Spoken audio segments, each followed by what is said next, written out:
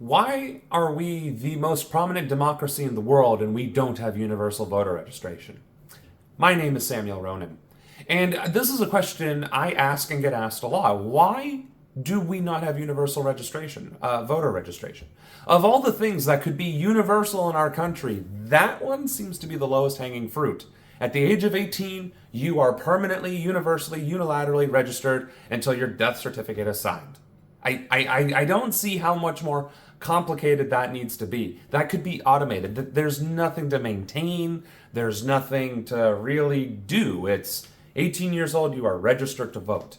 Yes, sure, fine. Whenever you move or relocate or what have you, fine, you need to go to the state and update it. But again, that should be automated. That should be something that could be done on a website with a couple clicks. I mean, my God, if Facebook can let you make a profile and nobody else can screw with it other than you, unless they hack your password, then surely the government can maintain a system. Surely there's already a system in place. Surely there is a way to create said system and keep it functional and secure. Universal voter registration goes hand in hand with the need to participate in the electoral process in the first place. As citizens, it is our right, but dare I say it, our obligation to participate in our democratic processes. We have a representative democracy, which means we vote for people to represent us instead of all of us individually constantly coming together and be like, hey, maybe we should put funds here and maybe we should put some sort of legislative proposal towards that. Maybe we should do X, Y, and Z, right? If people had to be constantly involved in managing their local, county, state, and federal governments, I can imagine that would be a full-time job, right? So we have chosen, as a nation, to opt for a representative democracy.